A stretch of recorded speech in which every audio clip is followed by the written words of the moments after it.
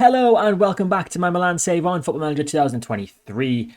Since the last episode where we comfortably got past Ajax in the semi-final of the Europa League, we played 2 league games off camera. In today's episode, we will be playing the Europa League final against Arsenal and our final league game of the season against Bologna. Let's take a look at what happened in the league games that we've played off camera, and then we'll take a look at the league. So we kick things off very nicely indeed at home to Empoli, beating them by 3-1. Ibrahimovic and Giroud getting on the score sheet for us. Benessa picking up an injury, which is actually going to keep him out for the rest of the season, unfortunately for him. He sprained his knee ligaments and he's out for 2 to 5 weeks. So an ever-present pretty much this season. He's played a lot of games for us and he's played very well. So he is going to be missed in the final of the Europa League, but hopefully we can get by without him.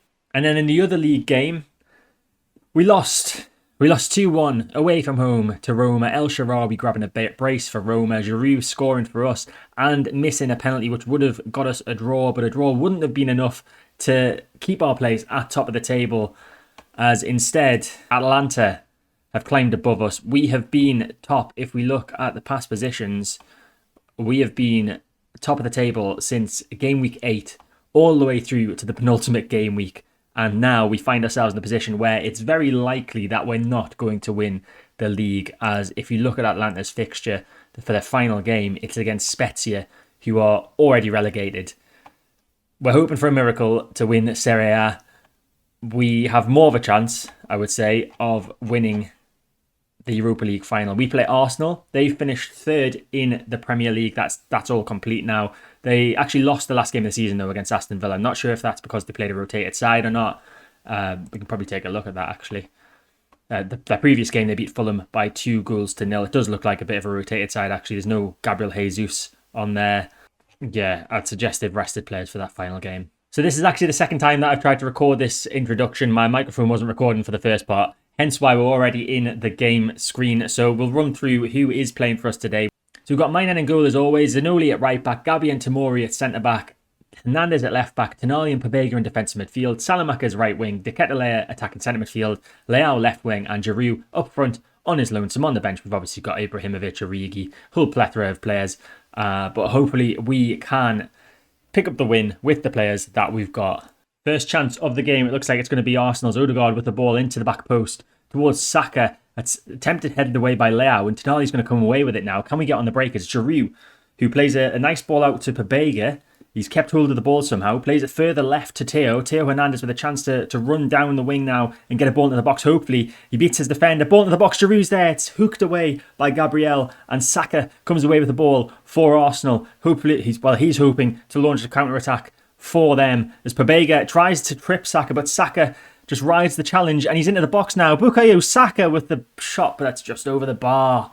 Salamaca's run down the right wing. He's on the yellow card already. Needs to be careful if he loses the ball, but he doesn't. He plays it back to Zanoli, and now it's Tonali inside to Tommaso Pobega. Teo's in space on the left, but Leao takes the shot himself, and that is a great save by the Arsenal goalkeeper Ramsdale.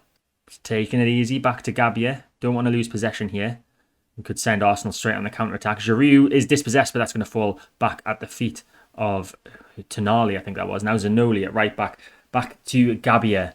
Arsenal pressing us as soon as we attempt to get over the halfway line. Giroud finds a nice ball out left to Theo, if he can keep that in, which he does. Theo Hernandez with a bit of space to run down the wing. Missed challenge from the Arsenal player. Ball into the box. Giroud's there with a header, and Giroud has got his 35th goal of the season, and we've taken the lead in the Europa League final. If there was ever a man to do it, it was going to be Olivier Giroud. 35 goals in a season is unbelievable, let alone for a man who I think is actually 35 years old himself. Brilliant header. Just heads it back the way it came. We'll see it now. Missed challenge. I don't know who that was. I think it was Saka. Ball into the box. Giroud just heads it nicely into the corner. No chance for Ramsdale to save that one. And we have a lead in this final. Theo Hernandez with the ball in an advanced position. Plays it back to Tonali. Now Salamaca's just on the edge of the box. Finds Zanoli in tons of space on the right. He plays it inside to Tonali. Now Pobega. He's going to have to go back, I think, to Tomori. He does indeed. Pobega gets it back. Theo in a bit of space now down the left. Into the box. Plays it across. Giroud's there. And it's 2. Olivier Giroud is on for a hat-trick in the Europa League final. This is exactly what we needed. It's looking unlikely that we're going to win the league, but we are going to get some silverware. I mean, of course, we won the Italian Super Cup already, but that's That's a minor domestic trophy in comparison to the Europa League, obviously the secondary European trophy that you can win. But we can only win the competitions that we're in, obviously.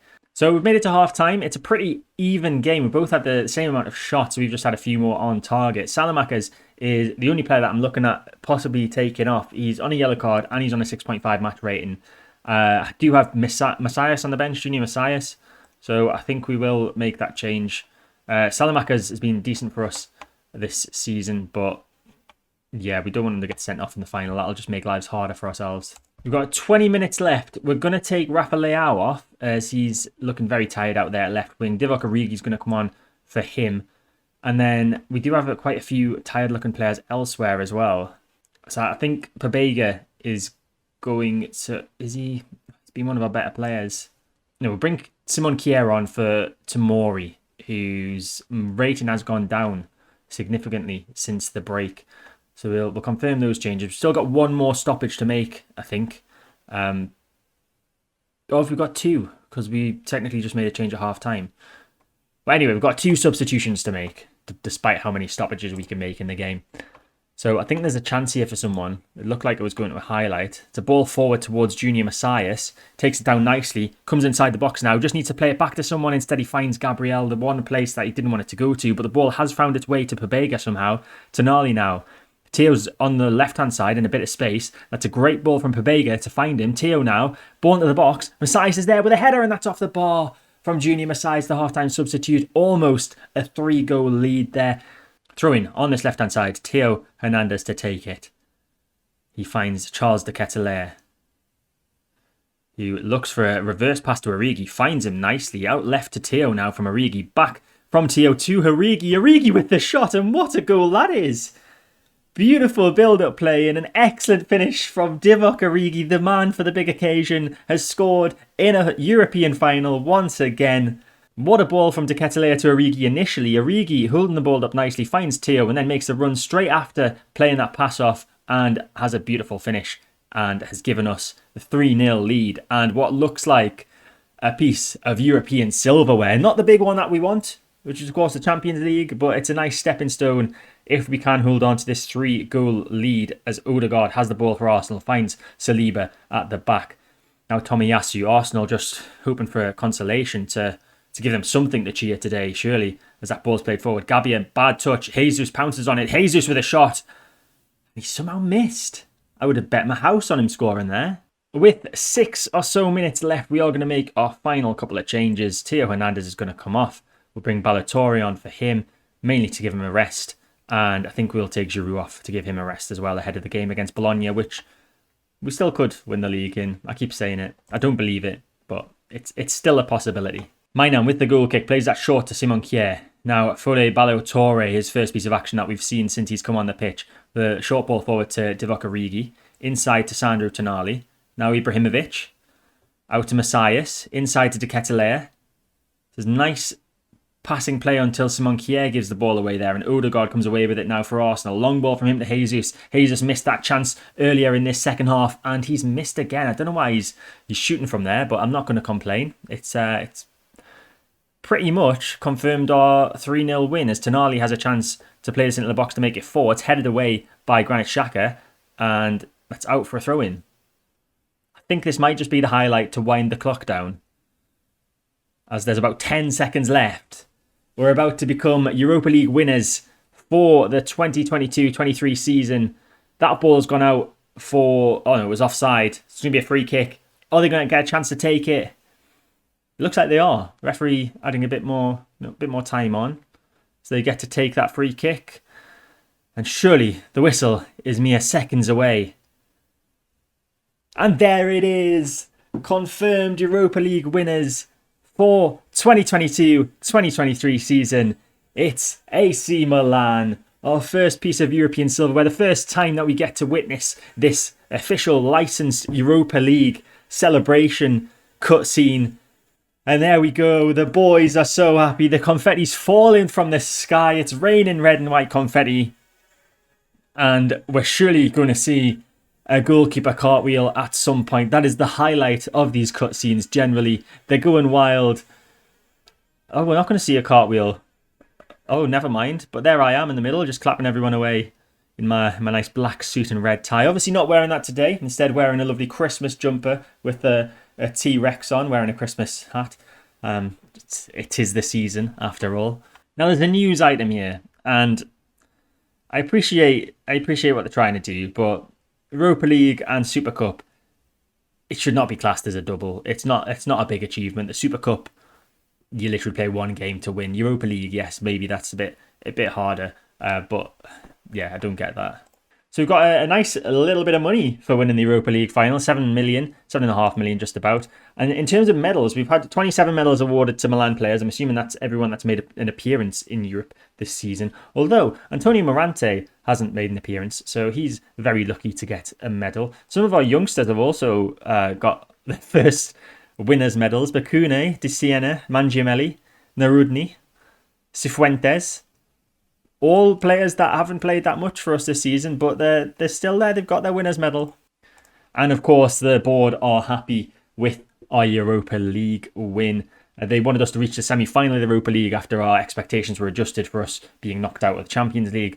But they're obviously very pleased that we have actually won it. Hopefully next season we can go on to win the Champions League and do that back-to-back thing that I think Porto did back in 2004, I want to say. So focus now turns to the league. It's the final game of the season. We need a win and we need Spezia to beat Atalanta. Or do we? Would a draw be enough? What are the rules? Does it go on goal difference or does it go on results? It goes on results between teams. How have we done against Atalanta in this season? Drew 1-1 there. And then... Am I missing it? Where is it? There it is. Oh, we lost 2-1. Okay, yeah. So we need a Spezia win. So not likely, but still a possibility. So we'll be back with the Bologna game in a sec. So here we go. It's time. It's the final game of the league season. We are in second. We play against 14th place Bologna at home. Atalanta, who are currently top and 2 points clear of us, face Spezia, who are 19th, already relegated, away from home. It's going to be tough. We're heavily reliant on Spezia winning. Let's see what happens. Okay, so a few changes from the Europa League final game. We keep Milan in goal. We've got Zanoli at right back still. Gabby and Tomori still at centre back. But Ballo-Torre comes in at left back for Theo Hernandez, who's looking a bit tired. Tommaso Pobega comes in for... No, he doesn't. He moves across to deep line playmaker role. Malik Thior comes in for Sandro Tonali, who needs a bit of a rest. Alexis Salamakers and Charles de Ketelaere remain in the attacking midfield line. And then Divock Origi is in for Rafa Leao at left wing. Olivier Giroud remains up front. And hopefully we can do our job here. That's all we can focus on, winning this game for us. And then we need to hope for Spezia to perform a miracle. Throw in on this right-hand side. Zanoli finds Pobega, gets it back from him. Now he's got a chance to get a ball into the box, possibly. He takes it back instead to Gabbia. There's a lot of players on the left-hand side in space if Pobega wants to find one of them. He does, in fact, find Ballo-Torre, who's in the box, and he's dispossessed well by Di Silvestri. Or is he? I think it may be a penalty. The referee is going to the VAR screen. I thought that was a good challenge from Di Silvestri, if I'm honest, but the referee has, or the video assistant referee has seen something, and we're checking for a possible penalty. And it's not a penalty. Why get my hopes up like that? Why do that? I thought it was a fine tackle. Strange decision. Free kick. Olivier Giroud to take. Whips it in towards Tomori with a header from the edge of the box, and that's just over the bar. The goalkeeper was not well positioned for that, but Tomori's header just evading the goal. I am keeping an eye on the Atalanta game. It's still 0-0 as it stands. Obviously, lots of hope for Spezia to perform a miracle in that game. Another free kick. Giroud to take yet again. Takes it a bit shorter this time. Finds Origi down the right-hand side. Now Origi coming into the box now. Beats his man, and his touch is too heavy. Lukumi easily gets rid. But we're coming back with it now. Tomori, dispossessed by Arnautovic, but wins the ball back. Now Gabbia back to Malik Thior. Ballo-Torre to Pobega. Zanoli now in some space on the right-hand side. He's got some space to run into down this wing as well, if he wants to, which he does. Time to get a ball into the box, I would suggest. He does so. Giroud is there with a header, and Olivier Giroud just can't stop scoring this season. 37 goals so far. I think he's one goal away from equaling the record number of goals in the season. I can't remember who holds that record, but we got a little notification in our inbox before this game. Incidentally, we're also very close to beating the record points total for Milan in a season. That currently stands at 86 points. And I believe if we win this game, we go up to 88 points. So despite the fact we might not win the league this season, we could be about to get the record points total for Milan. You can see we are level on points with Atalanta at the top of the table, but that loss that we had to them earlier in the season is what means we remain second, as Malik Thiaw has the ball, plays that back to Tamori. Could it be a chance to get a second before half-time? That would be very nice indeed, as Origi has the ball now. Lovely switch of play from him to Alexis Salamakas down the right-hand side. Salamakas cutting into the box now, plays it back. Giroud's there, and Giroud's got that 38th goal of the season. He has got level with the record. Can he beat it? He needs one more goal to become our record goal scorer in a season. Excellent ball from Origi to Alexis Salamakas, and then Salamakas doing what he's done quite well all season, getting into the box and just pulling the ball across for Olivier Giroud to fire home. But this doesn't mean anything because Atalanta are still level with Spezia. We need Spezia to get a win. And unfortunately, Atalanta have taken the lead. I didn't make any changes at half-time, incidentally, but that's upsetting. Come on, Spezia. We have a chance here possibly to get a third, but it's not going to mean anything if Spezia don't do what we need them to. As Bullatora with a great ball to De Ketelaere, and he just shanks that wide. Free kick on the left-hand side. De Ketelaere to take it. Obviously got Giroud at the back post, who'll be wanting that hat-trick goal, and Giroud with a great opportunity to get it, heads it over the bar instead. Corner. De Ketelaere to take this one as well. Towards Malik Thiaw. Malik Thiaw with a header, and that's just over the bar as well. We are great at set pieces. I know I've said it time and time again so far this save, but it's just amazing how many headers we get our heads onto. And we're looking very confident on the ball now. Malik Thiaw with a beautiful ball down the right-hand side of Salamakas. He brings that down nicely, and he's cut inside now. It's Alexis Salamakas, goes for it, and that's fired over the bar from the young Belgian. Atalanta are now winning 2-0, so the league title dream looks well and truly over and done with. Although Spezia have just got a goal back. Kevin Agudelo has just scored for them. I'm just about to make a change. Could we be about to see a somewhat miraculous comeback from Spezia? As we're going to take Charles De Ketelaere off. We're going to bring on the youngster Samuele Vignato at attacking centre midfield.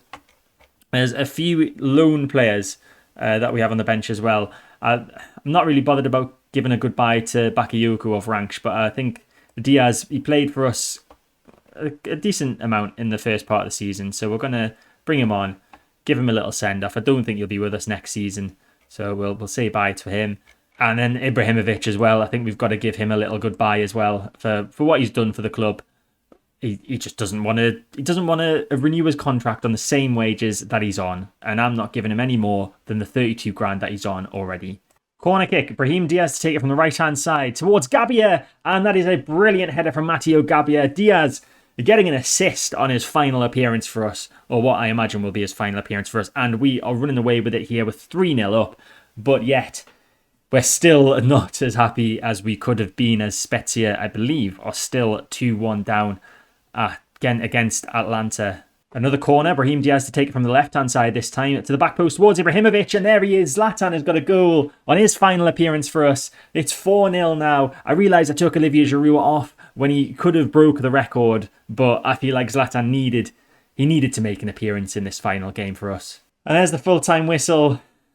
The players doing the lap of honour round the ground. No trophy for us though. Atalanta did go down to 10 men on the 90th minute, but Spezia didn't have enough time to do anything about that. We obviously needed them to get 2 goals in such a short space of time. Wasn't very likely, but still a very good season. Very disappointing not to win the league after being top of the table for so long, but we did at least pick up some silverware in the form of the Europa League and I guess the Super Cup. But next season we are going to have some new players. Hopefully we need a young striker. I mean, Zlatan's obviously gone. Giroud did very well this season, but he is 36 years old. So there is confirmation of the final league standings. We do indeed finish second. I mean, arguably, I'm happier that we lost the league but on points rather than losing based on the head-to-head of that 2-1 defeat against Atalanta, which it looked like we were going to lose the league title on at one point during that game. So a lot to be happy about this season. Just need to push on a bit and try and get through the group stage of the Champions League next season to try and get our aim for this save, which is to win the Champions League. So as we look at the Serie A league table, we can see the other teams that are joining us in European competition next season. So obviously Atalanta and ourselves, alongside Napoli and Inter going into the Champions League, Juve and Fiorentina into the Europa League, and then Lazio into the Conference League. Roma missing out on European football. So I mentioned a few records during the course of that final league game, and we have broken the record for the highest number of points in a season. 88 points in a season is a new team record. So there's some personal awards coming in for players here. I'm not sure what they mean, but Olivier Giroud has picked up the Miglior Calciatore Assoluto AIC award.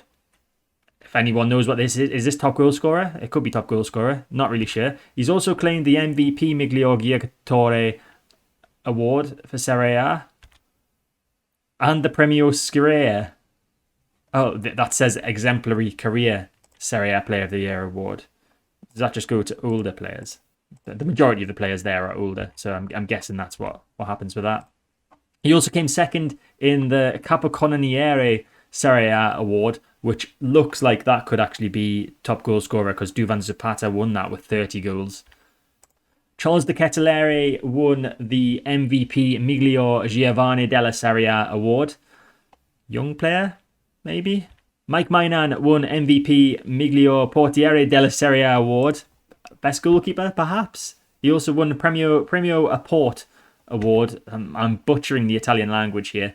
Several players, 6 of our players, in fact, in the team of the season. I can guess that one. Mainan, Hernandez, Tonali, Leao, Salamakers, and Giroud. In fact, other than Milinkovic-Savic from Lazio, it is entirely dominated by the teams that finished in the top 2 of Serie A, ourselves and Atalanta. A few more awards. Hernandez seems to have won the Defensive Player of the Year, and Olivier Giroud has won the Attacking Player of the Year, with Sergei Milinkovic-Savic of Lazio winning the Midfield Player of the Year award, I'm guessing. So we've had some feedback from the board and the supporters. The board are delighted that we've achieved one of the objectives laid out in the club's vision, which was to challenge for the Serie A title. We've passed that objective.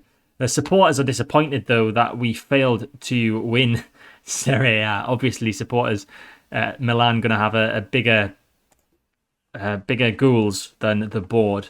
If we just take a quick look at the club vision, you can see that we only failed on one of the board's objectives, which was to challenge for the Coppa Italia. Obviously, we got knocked out quite early from that, but we passed all the other ones, and we're on course with the wage budget, and also with the signings of the under 22 for the first team and under 21 for the future. Then for the supporters, obviously, they wanted us to sign high reputation players. We didn't do that. Can't really judge becoming the most reputable team in Europe and Italy just yet. We did finish above Inter in the league, but we didn't win the Serie A, so they're kind of a bit less happy with us than the board. A C grade overall from the supporters compared to a B grade from the board. So I mentioned about us grabbing another striker. I mean, maybe not grabbing, that sounds a bit aggressive. We're getting in another striker. Looking at our squad planner, we do have a couple of strikers that have been out on loan this season in the form of Marco Lazatic and Lorenzo Colombo.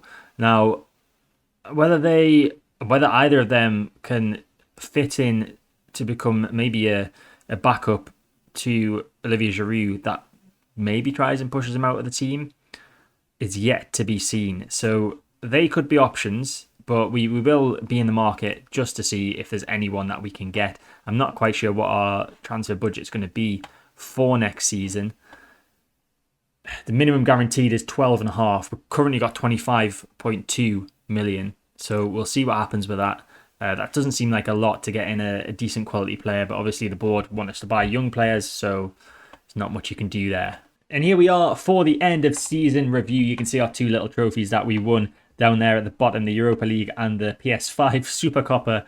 Now, as always, the first screen in this is about board, how happy the board are with the transfers that we made. And we did make a few, so we'll just focus on the ones that we actually brought in. So Alessandro Zanoli coming in from Napoli for £3.9 million has been a surprisingly good signing. I wasn't expecting him to come in to be the first choice right back, but that is exactly what he did. Obviously, Singo, when we signed him, was injured, so Zanoli came in at the same time, and he's been a star for us. He's kept Singo out of the side, the £20 million man, and yeah, I'm very happy with it. The board are very happy with it too. Singo, not so happy with it. We paid 20 million for him, which, given he's not played as many times as Zanoli, seems like we have been ripped off a little bit. But we'll see how he gets on next season. Samuel Vignato, another promising signing. Very happy with him. In the appearances he has made, he's played very well. He's got 4 goals, 2 assists.